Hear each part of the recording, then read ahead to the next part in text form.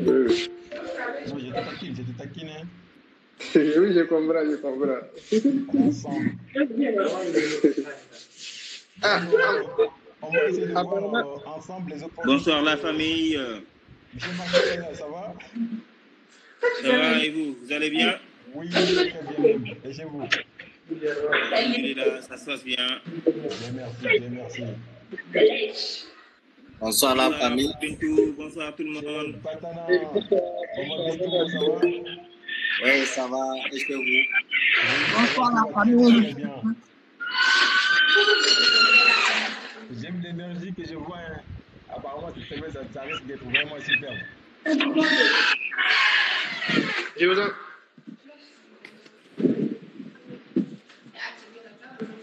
Voilà.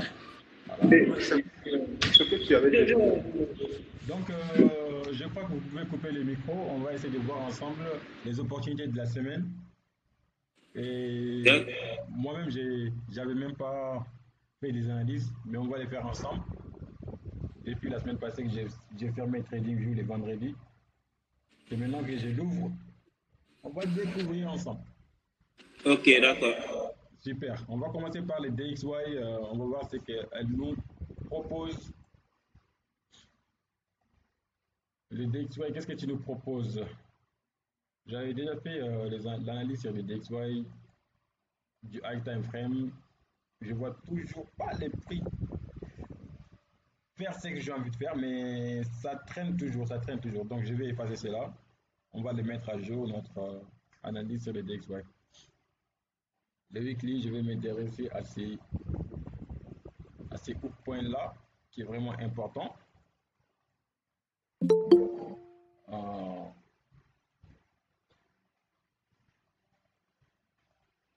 Voilà, sur le weekly, je m'intéresse très bien à ces hook points là, c'est un point très très important. Après cela, maintenant, on va voir ici, ce qui se passe ici. Qu'est-ce que le prix pourrait bien faire sur cette zone-là? La structure, elle est déjà bonne. Oh, l'ordinateur est déchargé.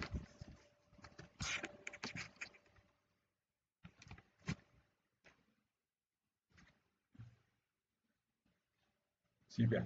La structure, elle est déjà bonne. On a une très très belle structure. On a par exemple le prix qui propose, je ne vais pas dessiner, je vais le mettre juste comme ça, une sorte de descending channel avec une section du centre. Là, c'est bon, on est bon.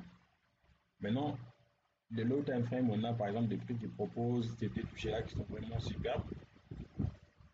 Maintenant, la troisième touchée, est-ce que les prix vont nous faire une sorte de probabilité ou possibilité?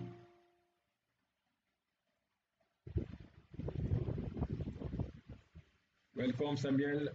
Voilà. Est-ce que les prix vont nous proposer la Jack qui est de retour aussi? Welcome Jack. Voilà, on continue sur les DXY. Est-ce que le prix va nous proposer une sorte de double top qui va être la possibilité ou est-ce que le prix va nous créer la probabilité? Tout dépend de ce que le prix va faire. Tout dépendra de tout ce que le prix va faire. Maintenant, en sachant ça, les DXY, on voit clairement la direction du DXY maintenant. On voit clairement la direction du DXY. Elle, on ne va pas la trader. Elle va seulement nous aider pour voir si on va prendre des achats ou des ventes sur les autres paires telles que le ROUSD ou USDCAD, etc.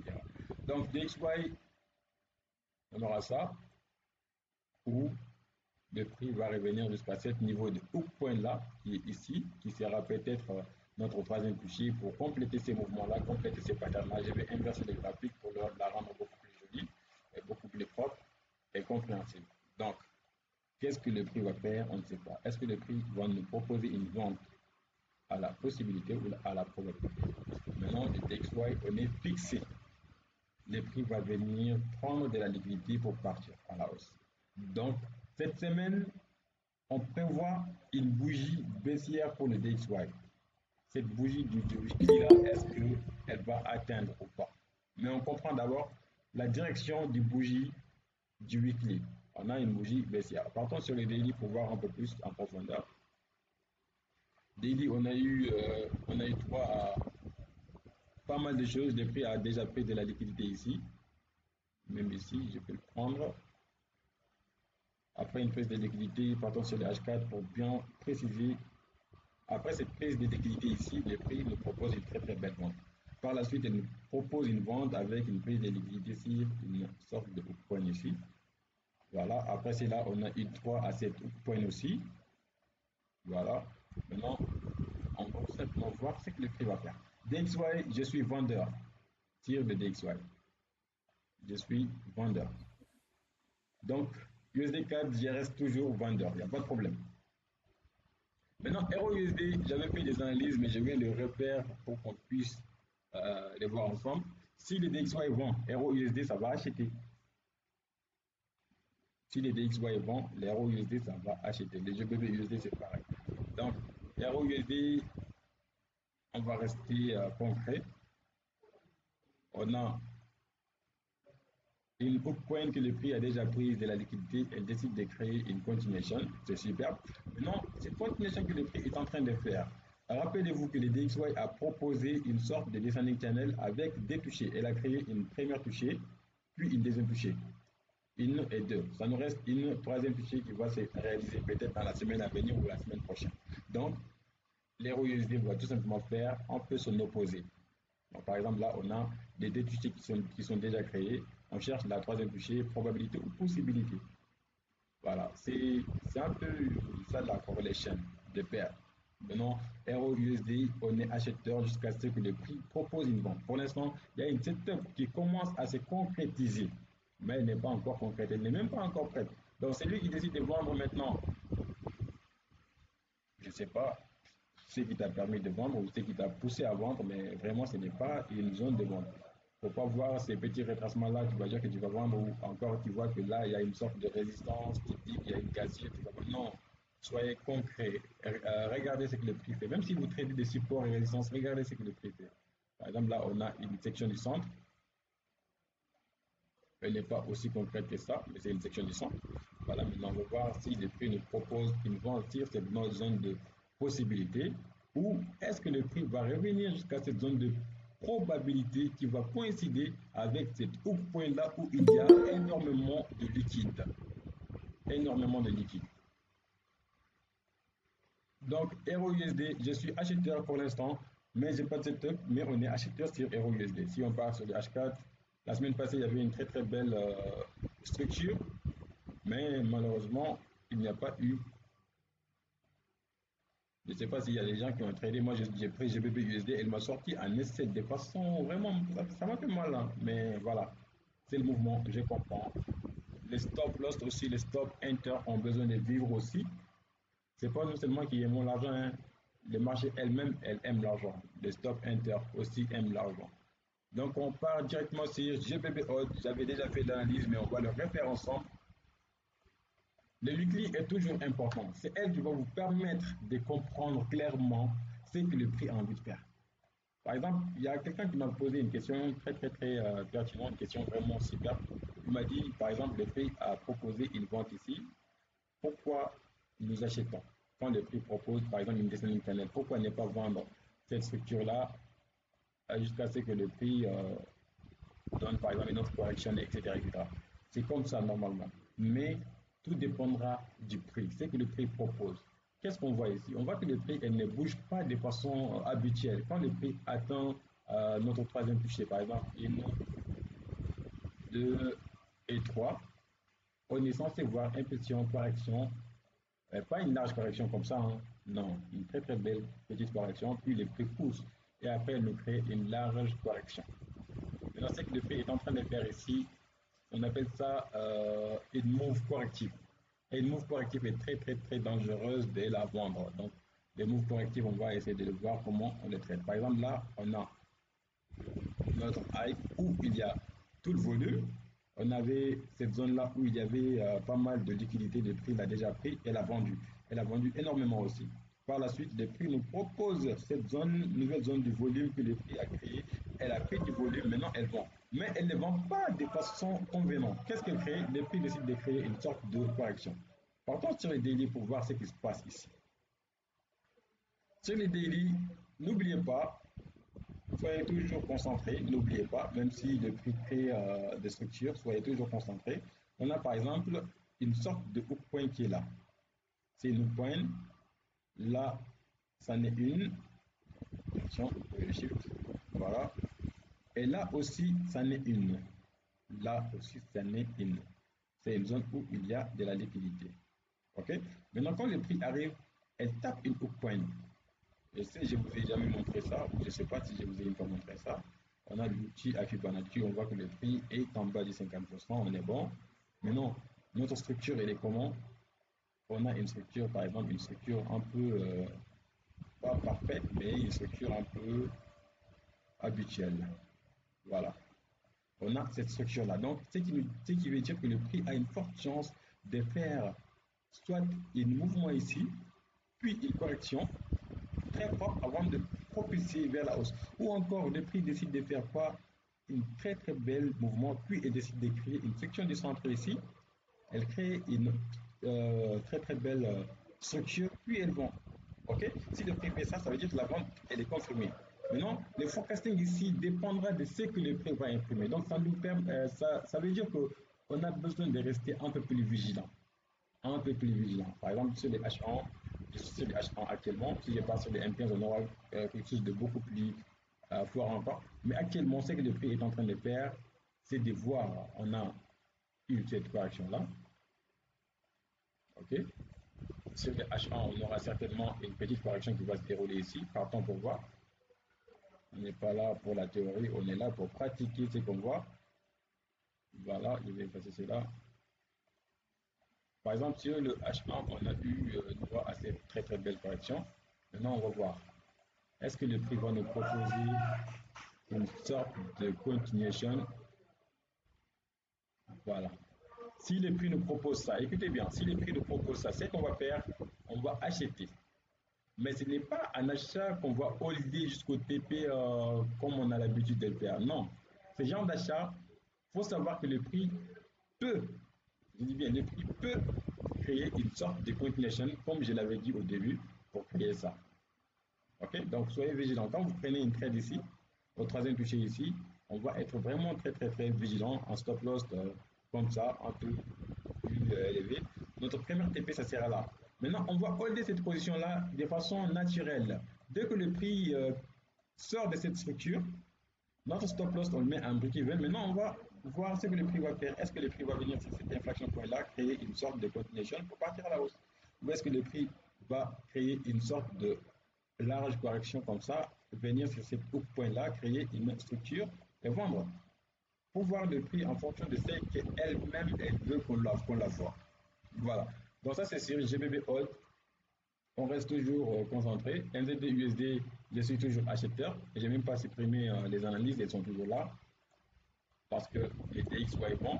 Donc ici, on a une sorte de continuation qui se prépare, mais une continuation qui est assez propre déjà. On a par exemple ça, le prix qui crée une 2, la section du centre qui se crée, qui se forme. Maintenant, on va tout simplement voir ce que le prix va faire par la suite. On a ça par exemple. Donc maintenant, on va pouvoir attendre ce que le prix nous propose. Le prix a déjà fait une petite cassure. Super. Maintenant là, le prix avait déjà proposé une structure en H4. Ok, c'était cette structure-là. Voici la structure que le prix a proposée. J'étais acheteur, j'ai même proposé ça, je crois bien. Si je ne me trompe pas, hein. Le prix est revenu. Tout à l'heure, là, je disais, même si vous tradez de support-résistance, respectez la structure. Par exemple, celui qui trade le support-résistance ici, là, il ne va pas avoir de problème. Pourquoi? Parce qu'il trade avec la structure. Okay? Quelle que soit la stratégie que vous utilisez, comprenez d'abord la nature du prix. On a le prix qui propose une pattern de reverse avec une section du centre. D'accord, elle fait une cassure. Maintenant, vous ne prenez pas des trades n'importe comment. Prenez des trades de façon structurée. Par exemple, là, il y a eu une structure, le prix donne une petite belle. Vous pouvez prendre une entrée ici. Si vous tradez support résistance, confirmation de bougie, etc. Mais nous, on ne veut pas ça. Ce qu'on fait, c'est la nature du prix, la pure nature du prix. Donc, on aura par exemple une petite prise de liquidité sur ce point-là et après, on va prendre une entrée sniper ici avec un stop loss un peu plus léger et après, on va chercher notre TP1 ici. Le TP2 dépendra de ce que le prix propose, mais le TP final n'est rien d'autre que cette finish là. Voilà. On continue sur HeroHot. HeroHot et GBBHot sont familiarisés. Si GBBHot vend, HeroHot vend en général. Et si GBBHot achète, HeroHot achète en général. Et ce qu'on peut voir ici, je vais partir sur des weekly pour vous montrer un peu ce qui se passe. Par exemple, là, c'est des weekly. On n'a pas une sorte. Si, on a une petite zone de volume ici sur le weekly. Impulsion, correction, et qu'est-ce que le prix a envie de faire, on ne sait pas. Est-ce que le prix va revenir jusqu'ici ou est-ce que le prix va revenir jusqu'ici? Tout dépendra de ce que le prix propose. Par exemple, ceci pourrait être une sorte de section du centre, ok? Et ceci pourrait être notre structure qui va venir prendre la liquidité sur cette point-là, ok? C'est juste la théorie. Maintenant, on va voir la réalité. Partons un peu plus en profondeur, un peu plus en profondeur. Je vois déjà une autre image en daily. En daily, qu'est-ce que je vois? Je vois que le prix est revenu sur ce point-là. Puis, elle propose une très très belle expanding channel. On appelle cela une expanding channel. Avec une très très très belle structure. Voilà, une très très belle structure. Maintenant, le prix décide de proposer une section du centre. Là, c'est intéressant. C'est vraiment intéressant, beaucoup plus intéressant sur les paires que je viens d'analyser. Maintenant, qu'est-ce que le prix va faire ici? Qu'est-ce que le prix va faire ici? C'est ce qui compte. On a tout est bien cuit. Maintenant, est-ce que on va finir la cuisson? Tout est bien cuit, mais est-ce qu'on va finir la cuisson? Est-ce que le prix va faire ce qu'on a envie qu'elle fasse? Est-ce qu'on peut avoir ça? Et où est-ce qu'on peut avoir cette structure-là, cette même structure-là ici, celle qui est là, est-ce qu'on peut avoir pareil ici, sur ces côtés-là? Et où le truc-là? Oui, configuration de barre. Voilà.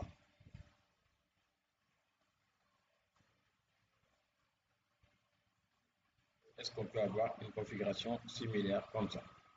Si on a ça, on trade, on trade. Stop loss, on peut le mettre là, mais beaucoup plus de sécurité ici, vu que le risque reward est vraiment énorme. Donc, on n'a pas de problème. On ne peut pas se permettre de perdre une petite trade, une très belle trade comme ça à cause d'une mèche. Non! Respectez les marchés. Les marchés vont nous respecter en retour. Donc, c'est vraiment superbe. Là, je vais garder ça en forecasting et on va essayer de voir ce que le prix va donner d'ici demain ou après-demain, demain soir. Je crois que d'ici demain soir, c'est bien possible que les prix proposent quelque chose. D'ici demain soir, c'est bien possible que les prix proposent quelque chose. Donc, si les prix ne proposent quelque chose, attends, on va faire une forecasting normale. Vous pouvez copier cette setup, hein? On va faire une forecasting normale. Voilà.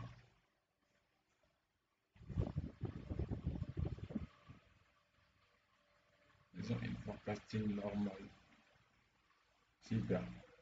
Vous voyez comment est-ce que le prix a l'habitude d'avancer en général. Par exemple, si elle nous propose une entrée ici, il y a beaucoup d'eux que les prix viennent ici, ils paniquent, mais ne paniquez pas. En général, le prix a tendance à créer ce genre de correction avant de partir. Donc, soyez. Et l'habitude de prendre le bar pattern, elle est là, elle se trouve ici. Le bar pattern pour voir les configurations et les coller. Ça va vous aider à être un peu plus stable aussi psychologiquement, être voilà, un peu détendu. Si vous, le prix évolue, vous voyez qu'elle revient, ne paniquez pas, n'écoutez pas votre position, ne dites pas, oh, j'arriverai, si je savais, j'allais couper ici, au lieu de, voilà. Vous savez de quoi je parle. Normalement, vous avez senti cela. Donc, on va finir avec GBB4. GBB4, je ne sais pas si j'avais des analyses. Moi, je ne crois pas. Let's move on weekly. Sur les weekly, il y a quelque chose. Il y a quelque chose. Oui, il y a quelque chose. Il y a le prix qui arrive sur ce point-là. Donc, pour l'instant, je dis bien pour l'instant, on la laisse comme ça, on la regarde jusqu'à ce que le prix atteigne ces niveaux-là. Si elle n'atteint pas ces niveaux-là, on va voir si elle décide de sortir d'ici. Voilà, il y avait pas mal de positions. Il y avait, je crois bien, il y avait une position ici. Il y avait une très belle position ici. Elle propose une autre position, mais ça ne m'intéresse pas. Trader ici ne m'intéresse pas. Moi, j'aime pas trader ce genre de zone-là. c'est très très dangereux.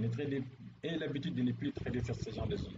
Trader en général sur des zones comme ça, des hook points, des value zones, etc., etc. Par exemple, cette trade-là, elle est jolie ici.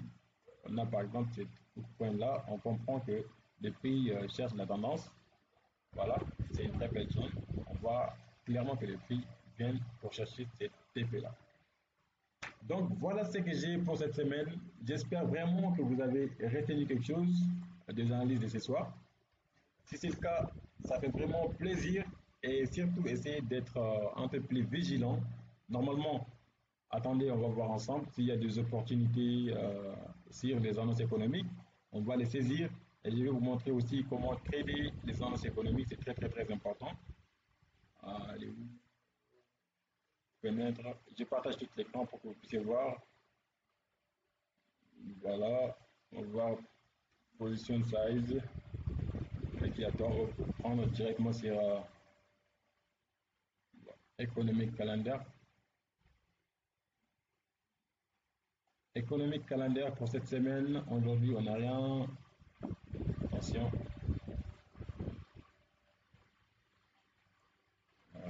Close it. There are nothing tomorrow.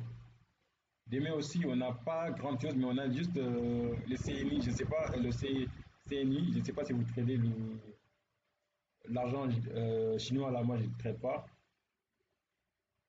Bon, cette semaine, on a GBP qui propose des high impact. Il y a aussi l'euro, il y a les 4. Les 4, j'aime bien. Et ce pays, c'est les 4, normalement, ça devrait nous donner quelque chose. Hein. Voilà, après, il y a les USD. Le JPY, ça va donner des annonces économiques vraiment importantes. Ce n'est pas des analyses fondamentales, c'est juste des annonces qui vont propulser les prix, qui vont propulser le marché, qui vont accélérer les mouvements de nos secteurs. Voilà. Donc, it's all for today. J'espère vraiment que vous avez capté quelque chose. Si c'est le cas, je vous souhaite une très très bonne début de semaine. Surtout une très très bonne début de semaine. Soyez vraiment à la hauteur et faites en sorte de faire de l'argent. Faites en sorte de faire de l'argent sur le marché. Ouais. Ok, coach. Merci. Merci pour le cours. Je vous en prie. Merci, coach. Merci, Tata Bintou. Bonsoir à tout le monde. Allez. Bonsoir, Marcel. Bonsoir, Bintou. Allez, bon début de semaine. Oui, merci.